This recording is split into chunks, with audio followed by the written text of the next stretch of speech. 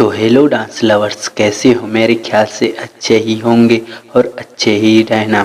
तो आज की इस वीडियो में मैं हिप हॉप डांस की मुख्य स्टाइल्स के बारे में बात करने वाला हूं, जो इसमें हिप हॉप डांस की मुख्य स्टाइल्स का पता चलता है, जो कि ब्रेकिंग, लॉकिंग और पॉपिंग है। हिप हॉप डांस की यह सबसे पुरानी और सबसे स्थापित शैलियाँ हैं। इन्हें दुनिया भर में प्रसिद्धि मिल चुकी है, फिल्मों में इन्हें संग्रहित किया जा चुका है और हिप हॉप डांस का अंतर्राष्ट्रीय कंपटीशन में सबसे अधिक प्रयोग किया जा रहा है। हिप हॉप डांस की मुख्य स्टाइल्स, तो पहला है ब्रेकिंग या बी बॉइंग। 1970 के शुरुआती दौर में न्यूयॉर्क के ब्रॉक्स में ब्रेकिंग का आविष्कार किया गया था। हालांकि ब्रेकिंग का आविष्कार करने का श्रेय श्वेत अमेरिकियों को दिया जाता है, लेकिन वे लैटिनोज थे जिन्होंने ब्रेकिंग को जीवित रखा। जब 70 के आखिरी दौर में उसे खत्म माना जा रहा था, वे अफ्रीका बमबट्टा थे जिन्होंने ब्रेकिंग को हिप हॉप संस्कृति के 5 स्तंभों में से एक माना, जिनमें किंग, जिंग, ग्राफिटी, लेखन और ज्ञान को वर्गीकृत किया गया था। इस स्थिति के कारण इसे हिप हॉप डांस का शुद्धतम रूप माना जाता है। ब्रेकिंग में 4 मूलभूत डांस शामिल है, जो कि पहला है टॉप रॉक, खड़े होकर प्रदर्शन करते वक्त फुटवर्क, उन्मुख कदम। दूसरा डाउन रॉक, फुटवर्क करते समय अपने हाथ से अपना वजन संभालना। और तीसरा फ्रीजेस, अपने हाथ पर किए जाने वाले स्टाइलिश कदम। और चौथा पावर मूव्स, कलाबाजी करने के कठिन और प्रभावशाली तरीके। दोस्तों, सब्सक्राइब करना ताकि इस गरीब का भला हो, और बेल आइकन को क्लिक करके नोटिफिकेशन को ऑल में सिलेक्ट करना, ताकि ऐसे ही डांस के वीडियोस आप सबसे पहले देख सको। ब्रेकिंग में पारंपरिक साइफर में विविधता लाने का श्रेय अपाचे लाइन को है। एक बनाम एक बी बॉय के बीच कंपटीशन के समय साइफर अधिक उपयुक्त है, जबकि अपाचे लाइन तब सही है जब एक टोली ग्रुप दूसरी ग्रुप के साथ कंपटीशन कर रही हो। साइफर के मुकाबले कंपटीशन ग्रुप इस लाइन को बनाने में एक दूसरे का सामना कर सकते हैं और अपना विशेष प्रदर्शन कर सकते हैं। 1981 में न्यूयॉर्क शहर में लिंकन सेंटर में द रॉक स्टेडी क्रू और द डायनामिक रॉकर्स के बीच जबरदस्त कंपटीशन आयोजित की गई। इस घटना का coverage New York times, the village voice, the daily news, national geographic और स्थानीय स्टेशनों ने किया था, जिनकी वजह से दुनिया का ध्यान बी बॉइंग की ओर गया। तो दोस्तों, आपको तो पता चल ही गया होगा कि ब्रेकिंग डांस का आविष्कार करने का श्रेय किसको जाता है, और ब्रेकिंग में 4 मूलभूत डांस स्टाइल्स शामिल है, और साथ ही किस वजह से दुनिया का ध्यान बी बॉइंग की ओर गया, आपको पता चल गया होगा। दोस्तों, अब आते हैं हम हिप हॉप डांस के मेन स्टाइल्स के दूसरे पॉइंट में, जो कि लॉकिंग या उलझाना है। लॉकिंग को मूल रूप से कैंपबेल लॉकिंग कहा जाता है। इसे लॉस एंजिल्स में कैंपबेल डॉन द्वारा बनाया गया था और उसके दलदार रॉकर्स द्वारा देश में इसकी शुरुआत की गई। लॉकिंग पॉपिंग के जैसा लगता है और इस वजह से अक्सर पॉपिंग के साथ भ्रम उत्पन्न हो जाता है।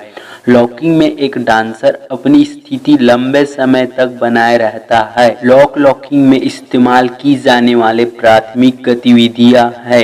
यह फ्रीज या अचानक रुक जाने के लिए समान है। एक लॉकर के डांस की विशेषता अपने स्थान पर लगातार लॉकिंग और जल्दी से थमकर फिर से घूमना है। आप लोग यहाँ ध्यान देना कि लॉकिंग को पॉप लॉकिंग कहना गलत है, क्योंकि पॉपिंग और लॉकिंग 2 अलग फंक स्टाइल्स है जिनका अपना अपना इतिहास, डांस की अपनी स्टेप्स और अपनी कंपटीशन श्रेणियां हैं। एक डांसर कोई एक या फिर दूसरा डांस कर सकता है, लेकिन एक ही समय में दोनों को नहीं कर सकता। द लॉकर्स को टीवी पर परफॉर्म करते देखने के बाद ही एक युवा बुगालू सैम, जो कि पॉपिंग और इलेक्ट्रिक बुगालूस की रचना करने के लिए प्रेरित हुआ, जिसे मैं पहले भी बता चुका हूँ। जो आई बटन पर वीडियो आ रहा होगा या डिस्क्रिप्शन पर आपको लिंक मिल जाएगा, उसे भी देख लेना ताकि आपको अच्छे से समझ में आ सके। दोस्तों, लॉकर्स की रचना पहले के लॉकर्स के छोटे समूह यानी कि स्मॉल ग्रुप्स और रोबोट डांसरों को मिलाकर की गई थी। इसी के साथ रोबोट डांसर्स की बात आई है, तो अगर आप रोबोट डांस सीखना चाहते हैं तो उस पर भी मैंने वीडियो बनाया है, तो उसे भी देख लेना, जो कि आई बटन या डिस्क्रिप्शन पर आपको मिल जाएगा।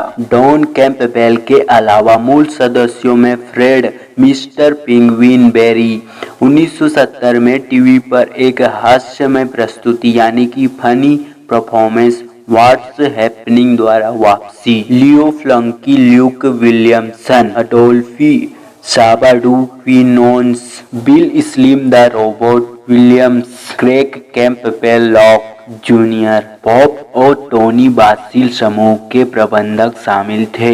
लॉकिंग को व्यावसायिक अनावरण देने में उसकी सहायक भूमिका के लिए बासिल को 2009 की विश्व हिप हॉप डांस कॉम्पिटिशन में इस लिविंग लेजेंड पुरस्कार को प्राप्त करने वाली पहली महिला के खिताब से सम्मानित किया गया। दोस्तों, अब आते हैं हिप हॉप डांस के मेन स्टाइल्स के थर्ड पॉइंट में, जो कि पॉपिंग है।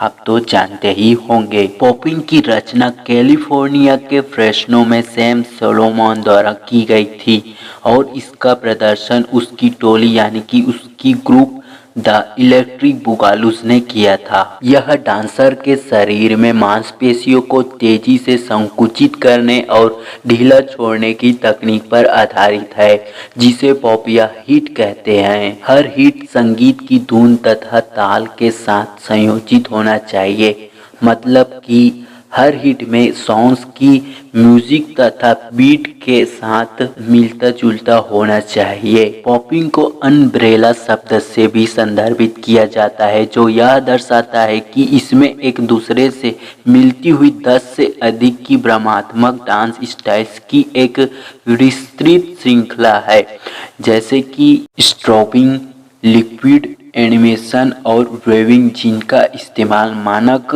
पॉपिंग के साथ किया जाता है ताकि विविध प्रदर्शन किया जा सके। इन सभी उप शैलियों में दर्शकों को ऐसा लगता है जैसे कि शरीर नाम के अनुरूप ही पॉपिंग कर रहा है। प्रत्येक उपशैली के बीच का अंतर यह है कि उनमें पॉपिंग कितना अतिरंजित है। तरल में शरीर की क्रियाएं पानी की तरह लगती है, यानी कि स्ट्रोपिंग में शरीर की क्रियाएं लिक्विड की तरह लगती है।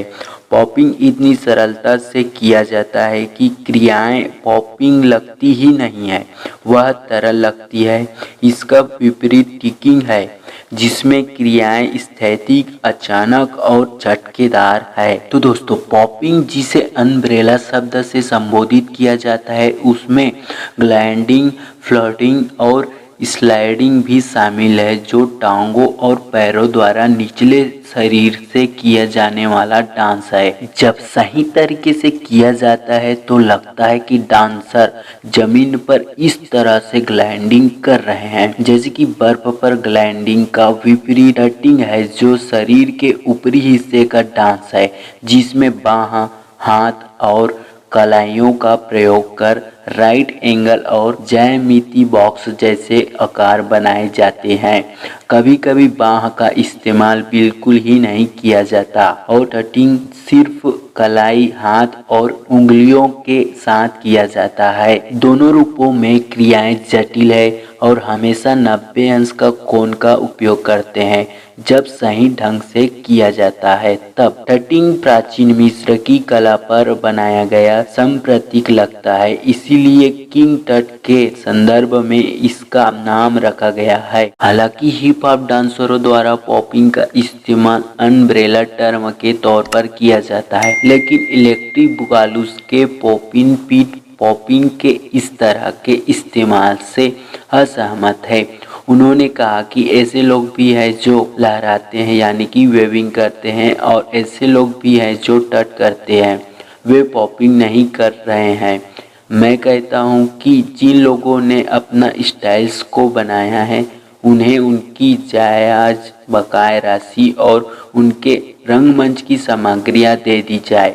इनमें से कई संबंधित स्टाइल्स एनिमेशन, स्ट्रोबिंग, टटिंग आदि को किसी विशेष व्यक्ति या समूह से नहीं जोड़ा जा सकता है। द इलेक्ट्रिक बुगालूस खुद यह स्वीकार करते हैं। अन्य स्टाइल्स हिप हॉप से पहले की स्टाइल से प्रभावित हो सकती है। 1920 में अल स्नैक हिप्स टकर पेशेवर डांसर थे जो फिल्म सिम्फनी इन ब्लैक में दिखाई दिए थे और हार्लेम में कॉटन क्लब में प्रदर्शन किया था। क्योंकि 20 के दशक में हिप हॉप डांस नहीं था और उनकी शैली को जैज माना जाता था, लेकिन उनकी फिसलने सांप की तरह रेंगने की क्रियाएं आधुनिक शैली यानी कि आधुनिक स्टाइल्स में लहराने और फिसलने का पूर्वाभ्यास देती है। तो डांस लवर, वीडियो में बस इतना ही। वीडियो कैसा लगा हमें कमेंट करके जरूर बताएं और ऐसे ही डांस के वीडियोस देखने के लिए हमारे चैनल को लाइक करें, सब्सक्राइब करें और बेल आइकन को ऑल में सेलेक्ट करें ताकि आप हमारा वीडियो सबसे पहले देख सको। तो चलिए dance lovers, keep watching, keep growing.